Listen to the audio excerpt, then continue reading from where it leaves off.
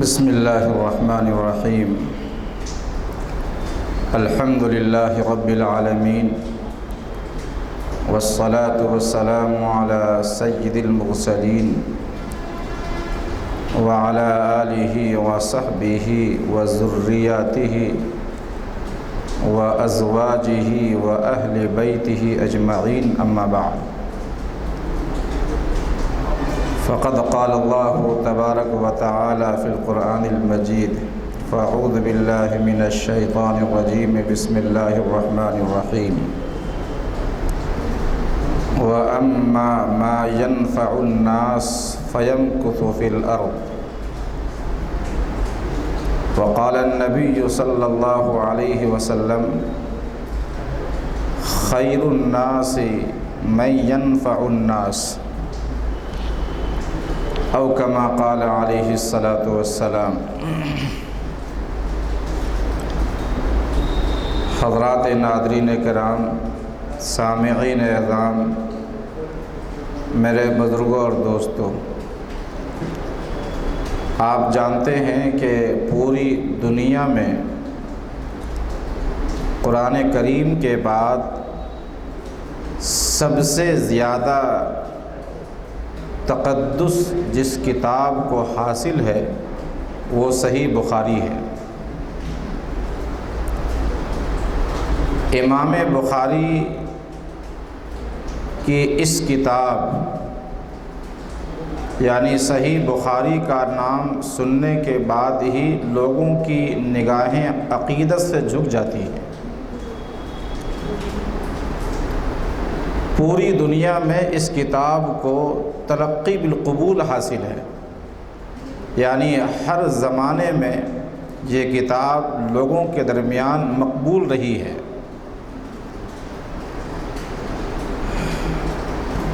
کوئی آدمی اس کتاب کے پڑھے بغیر عالم نہیں بن سکتا۔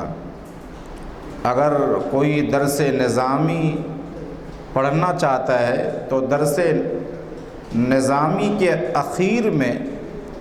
یہ کتاب ضرور پڑھائی جاتی ہے، اور اس کتاب کے بغیر کوئی آدمی عالم یا فاضل کہلانے کا مستحق نہیں ہو سکتا۔ اس کتاب کو اتنی عظمت اور تقدس حاصل ہے کہ فراغت اور فضیلت کا دار و مدار اسی کتاب پر ہے۔ جس طرح اس کتاب کو دیگر کتابوں میں امتیاز حاصل ہے اور تقدس حاصل ہے، ویسے ہی پڑھانے والوں میں بھی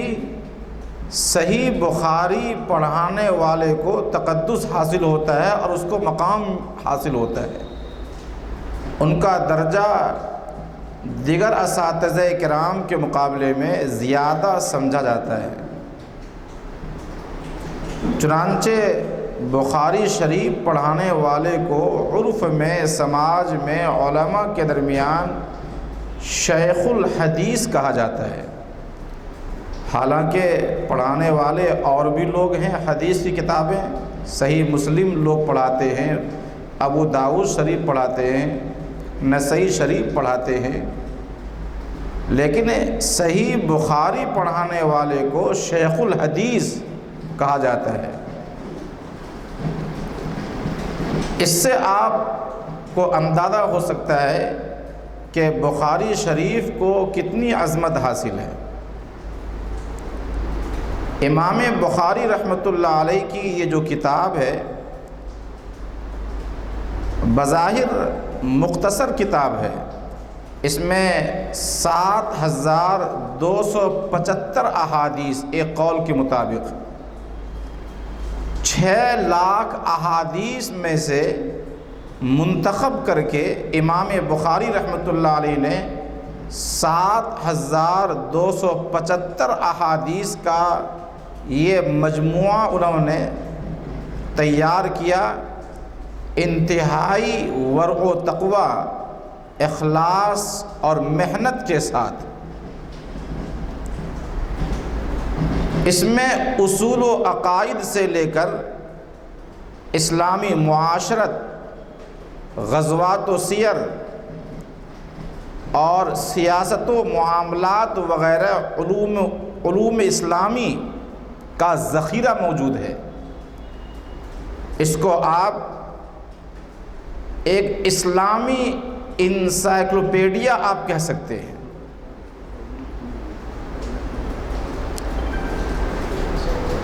اس کتاب کی عظمت کو پہچاننے کے لیے آپ اتنا سمجھیے کہ ہم سب کے آقا سرکار دو عالم تاجدار مدینہ محمد عربی صلی اللہ علیہ وسلم نے اس کو اپنی کتاب سے تعبیر فرمائی۔ چنانچہ شارح بخاری قسطلانی رحمۃ اللہ علیہ کے مطابق شیخ ابو زید مروزی رحمۃ اللہ علیہ فرماتے ہیں کہ میں حجر اسود اور مقام ابراہیم کے درمیان میں بیٹھا ہوا تھا اور مجھے نیند لگ گئی، ایسے بیٹھے بیٹھے مجھے نیند سے آ گئی۔ میں نے خواب میں حضور علیہ الصلوۃ والسلام کو دیکھا، بہت بڑے محدث تھے۔ حضور ان سے فرما رہے ہیں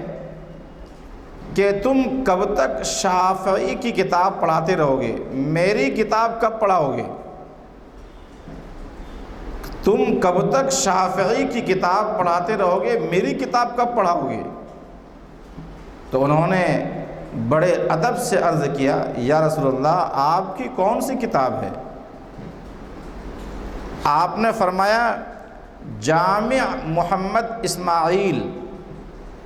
جامع محمد ابن اسماعیل، یعنی محمد ابن اسماعیل جو امام بخاری کا نام تھا، ان کی جمع کردہ اس کتاب کی طرف آپ نے اشارہ کرتے ہوئے فرمایا کہ ان کی جو جمع کردہ کتاب ہے وہ میری کتاب ہے، تم کب اس کتاب کو پڑھاؤ گے؟ آپ اندازہ کیجئے کہ حضور علیہ الصلوۃ والسلام اس کتاب کو اپنی کتاب سے آپ موسوم فرما رہے ہیں۔ بزرگوں کے یہاں، اسلاف اور اکابر کے یہاں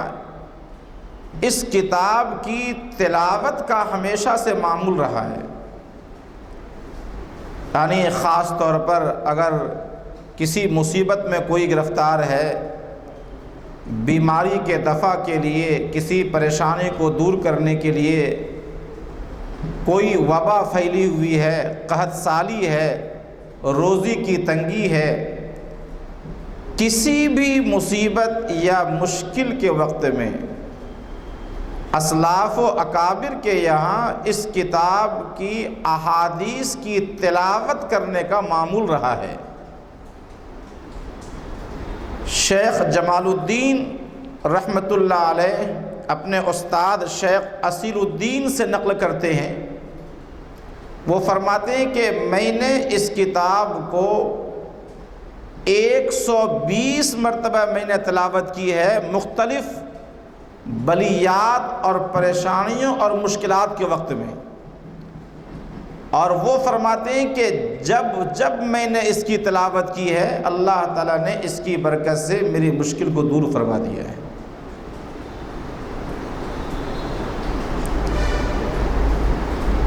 ویسے اگر دیکھا جائے تو امام بخاری کے اس اخلاص کی بات ہے جو اللہ تعالیٰ نے اس کتاب کو اتنی شہرت عطا فرمائی کہ پوری دنیا میں اس کتاب کو اصح الکتب بعد کتاب اللہ کہا جاتا ہے۔ اصح الکتب کے معنی آتے ہیں یعنی ساری کتابوں میں سے سب سے زیادہ صحیح کتاب، کتاب اللہ کے بعد اصح الکتب بعد کتاب اللہ، یعنی قرآن کریم کے بعد سب سے زیادہ اگر کوئی صحیح ترین کتاب ہے تو وہ صحیح بخاری ہے، اور اس میں امت کا کوئی اختلاف نہیں ہے۔ یہ جو عالی مقام حاصل ہوا، یہ درجہ حاصل ہوا، یہ قبولیت حاصل ہوئی امام بخاری رحمۃ اللہ علیہ کے اخلاص، ان کی محنت اور اس کتاب کے جمع کرنے میں جو ان کی جد و جہد تھی اس کا بڑا دخل ہے۔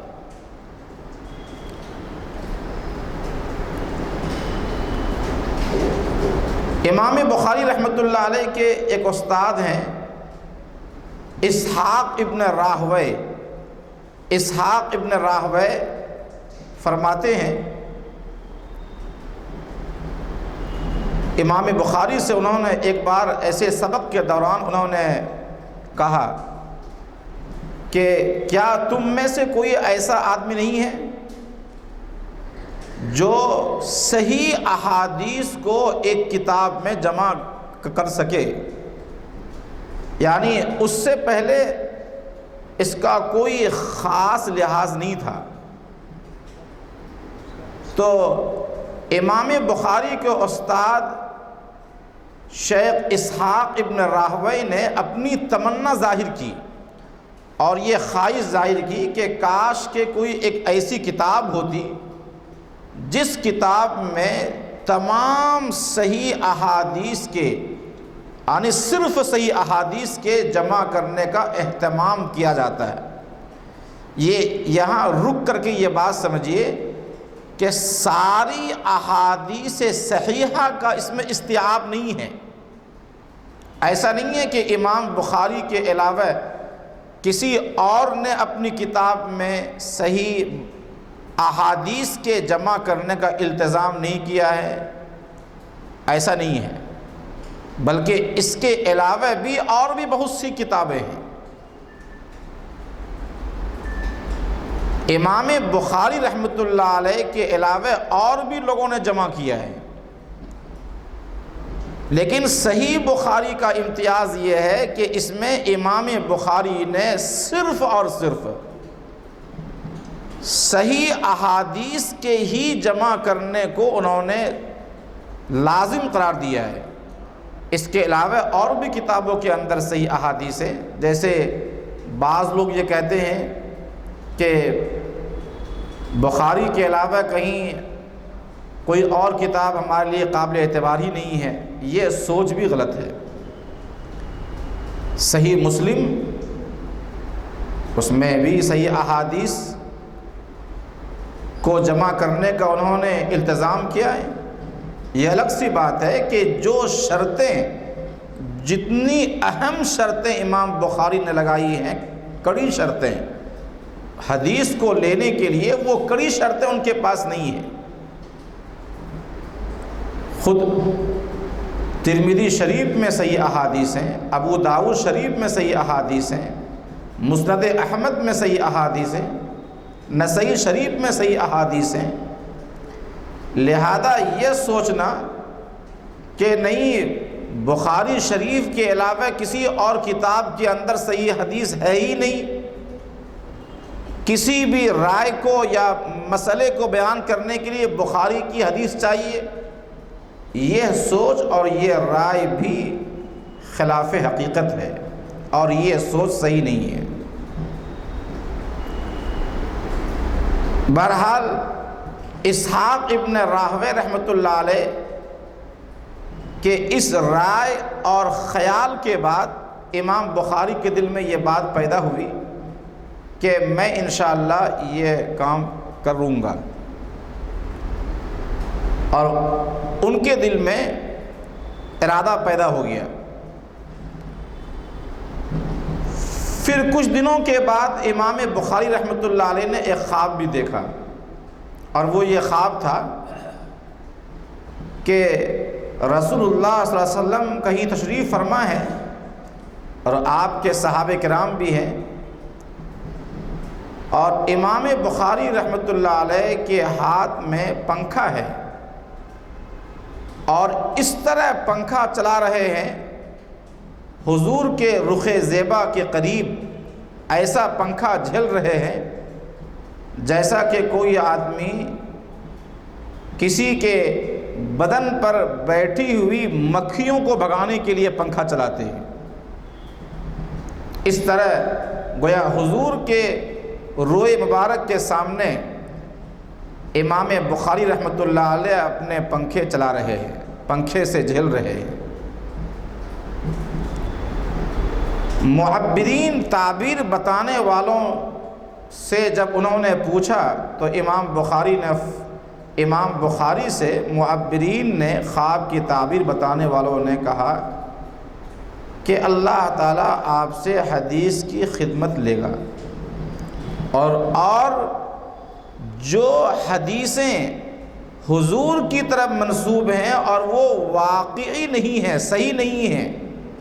یعنی صحیح اور غلط احادیث میں اختلاط ہو گیا ہے، تو اللہ تبارک و تعالیٰ آپ کے ذریعے سے یہ کام لے گا کہ صحیح احادیث کو آپ غلط احادیث سے، موضوع احادیث سے، ضعیف احادیث سے الگ کریں گے۔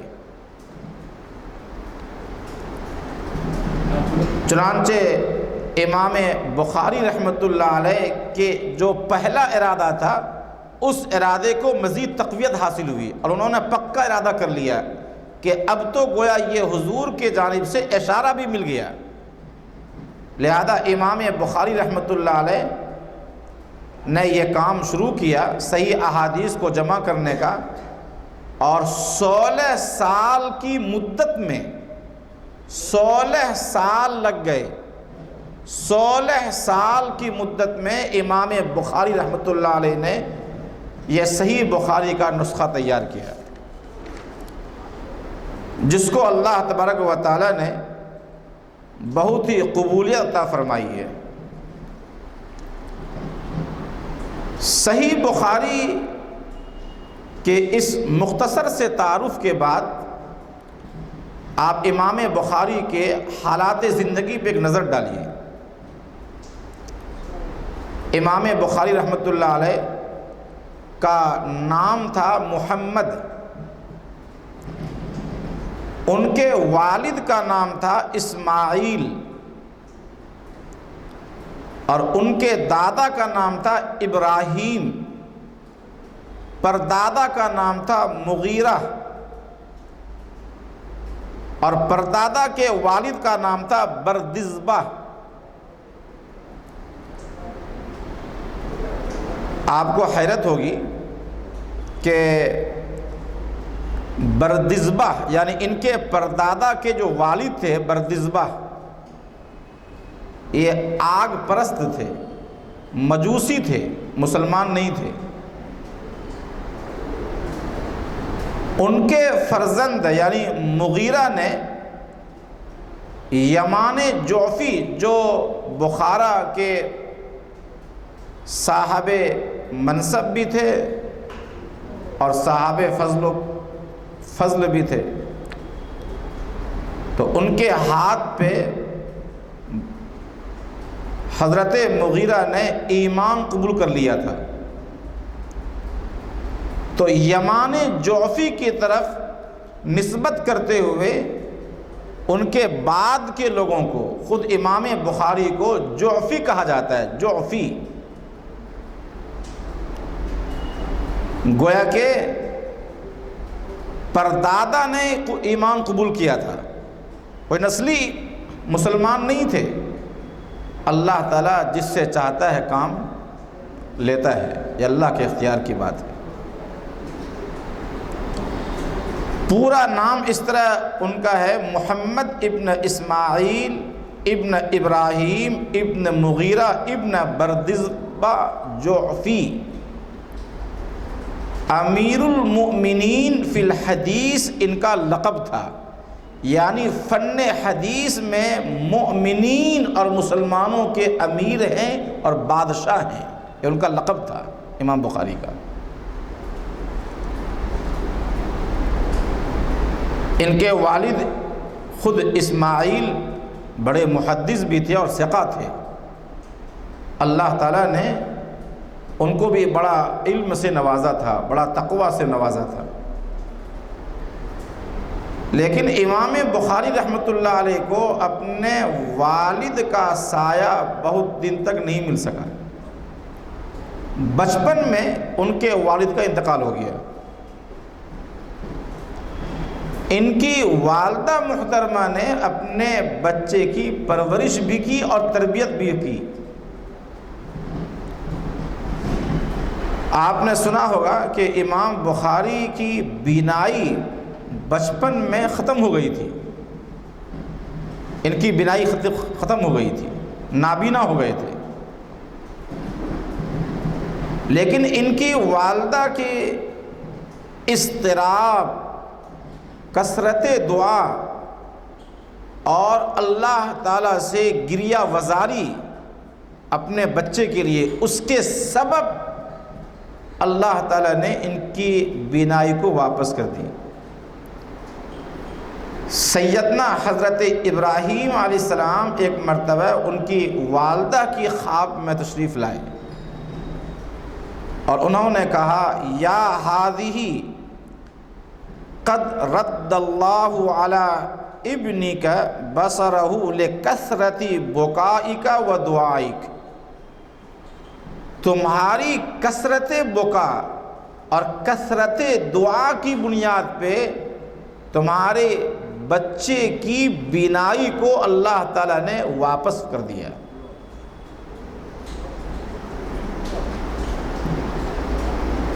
کیسی مائیں ہوا کرتی تھی اس زمانے میں کہ جب وہ بیٹھ جاتی تھی اللہ کے سامنے کہ الہ العالمین بس کر دیجئے، ان کی دعا میں کیا اخلاص تھا، کیا تعلق مع اللہ تھا۔ اللہ تعالیٰ ان کی ایمانی قوت کو دیکھ کر کے،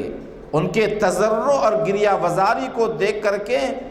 اللہ ان کے مقصد کو پورا کر دیا کرتا تھا، ان کے اٹھے ہوئے ہاتھ کا رب بھی لاز رکھتا تھا۔ تب ان کی گود میں پلنے والے بچے بڑے شان والے ہوا کرتے تھے۔ آج بھی اس بات کی ضرورت ہے کہ ہمارے گھروں میں ہماری مائیں اور ہماری بہنیں اسی طرح ہوں، تعلق مع اللہ ان کے اندر ہو۔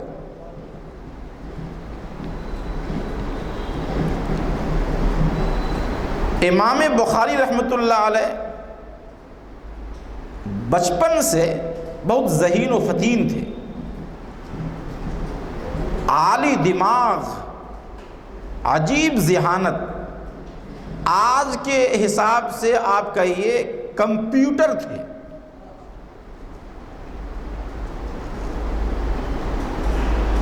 بچپن میں ہی ان کو 70,000 احادیث ما سند یاد ہو گئی تھی۔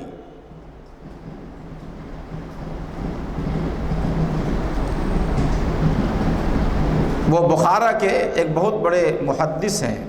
محدث داخلی کے نام سے بہت مشہور ہیں۔ ان کے درس میں یہ شروع میں جاتے تھے، بہت نام تھا ان کا، تو ان کی عمر صرف 11 سال کی تھی، حدیث پڑھتے تھے،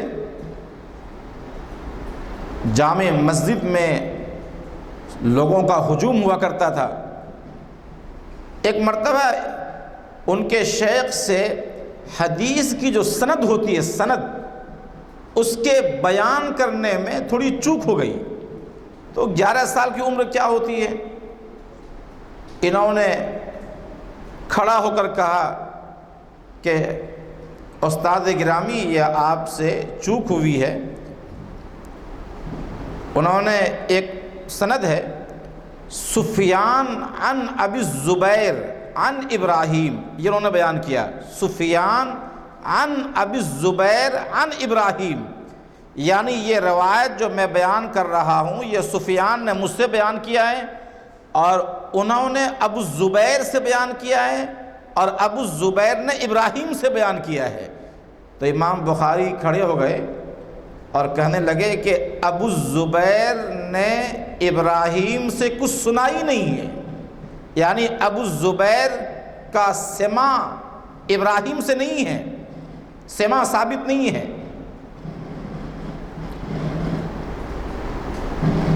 تو ذرا ان کے استاذ نے تھوڑا ان کو بچہ سمجھ کے ڈانٹ دیا پھر اس کے بعد کچھ دیر کے بعد امام بخاری نے کہا، یعنی اس وقت امام نہیں بنے تھے، کہا کہ استاد گرامی آپ کو اگر شبہ ہو تو آپ ذرا جو کتاب ہے آپ کے پاس یا جو کاپی ہے، نوٹ بک ہے، اس کو ذرا آپ دیکھ لیجئے۔ چنانچہ جب انہوں نے اس کا جائزہ لیا تو واقعی جو امام بخاری کہہ رہے تھے کہ یہ روایت ابو الزبیر عن ابراہیم نہیں ہے بلکہ زبیر ابن عدی عن ابراہیم ہے۔ ابو الزبیر کا سماع ثابت نہیں ہے ابراہیم سے، سننا ثابت نہیں ہے کہ انہوں نے کچھ اپنے استاذ انہوں نے سنا ہے اس سے۔ یہ ابو الزبیر کے بجائے زبیر ابن عدی ہے، دونوں میں فرق ہے، ابو الزبیر الگ ہیں اور زبیر ابن عدی الگ ہیں۔ تو جب انہوں نے جائزہ لیا تو واقعتاً وہی نکلا جو امام بخاری کر رہے تھے۔ چنانچہ انہوں نے لوگوں کے سامنے پھر اس بات کا اظہار بھی کیا کہ یہ صحیح کہہ رہے ہیں۔ آپ اس سے اندازہ کیجئے کہ بچپن سے ہی اللہ تبارک و تعالی نے کتنی ذہانت ان کو عطا فرمائی تھی۔ بچپن میں جب وہ حدیث پڑھنے کے لیے جاتے تھے لوگوں کے پاس، شیوخ کے پاس، تو سارے لوگ قلم دوات کے ساتھ پہنچتے تھے اور جو شیخ فرماتے وہ لکھتے جاتے تھے، لیکن امام بخاری کے پاس نہ قلم تھا نہ دوات۔ تو ایک مرتبہ ان کے ساتھیوں میں سے ایک ساتھی ہیں حاشد ابن اسماعیل، انہوں نے 15-16 دن کے بعد کہا کہ تمہارے جانے سے کیا فائدہ ہے، جب تم لکھتے نہیں ہو، نہ تمہارے پاس قلم ہے نہ دوات ہے، تو کیا فائدہ ہے۔ یہ کئی دنوں سے وہ مسلسل بول رہے تھے اور ازرائے ہمدردی بول رہے تھے کہ اتنے دور سے آپ آئے ہیں حدیث لکھنے کے لیے، پڑھنے کے لیے، جب آپ لکھیں گے نہیں تو کیا فائدہ ہے آپ کے آنے سے۔ سنتے رہے 15-16 دن کے گزرنے کے بعد امام بخاری نے کہا کہ بھائی بہت ہو گیا، آپ لوگوں نے جو نوٹ بکس تیار کیے وہ لے کر کے آؤ۔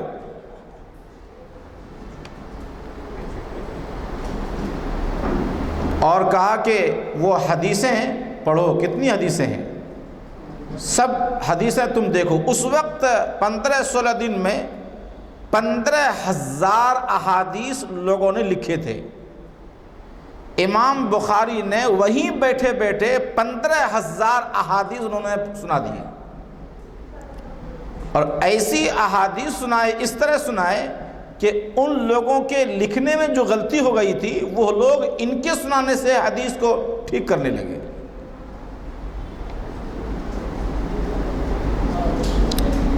ایک مرتبہ بغداد میں جب ان کی شہرت جب ہر جگہ پھیلنے لگی تو حاسدین تو ہر زمانے میں ہوتے ہیں، ان کی قوت حافظہ، ان کی صلاحیت اور فن حدیث میں ان کی مہارت خاص طور پر، اور وہ بھی بچپن میں، جب ان کی شہرت پھیلنے لگی تو بغداد جب امام بخاری جا رہے تھے تو جانے سے پہلے وہاں کے 100 بڑے بڑے محدث نے آپس میں مشورہ کیا، کہا کہ دیکھو ایسا کرو، 10 احادیث سب آپس میں تیار کرتے ہیں، اس طرح کی 10 احادیث، اس کی سند ادھر ملا دیتے ہیں، اس کی سند ادھر ملا دیتے ہیں، تھوڑی سند کے اندر گڑبڑی کر دیتے ہیں، تھوڑی متن کے اندر کر دیتے ہیں،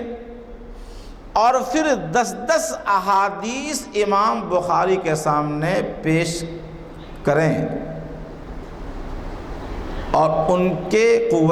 کی قوت حافظہ کا ہم لوگ جائزہ لیں گے۔ دیکھیں کہ واقعتاً قوت حافظہ ہے یا کیا ہے، یا صرف شہرت ہے؟ امام بخاری جب آئے بغداد تو طے شدہ پروگرام کے مطابق ان لوگوں نے 10 احادیث ایسے ہی خلط ملط کے ساتھ، اختلاط کے ساتھ لوگوں نے پیش کیا۔ ہر حدیث کے بارے میں یہ کہتے تھے لا اعرفہ، مجھے معلوم نہیں ہے، لا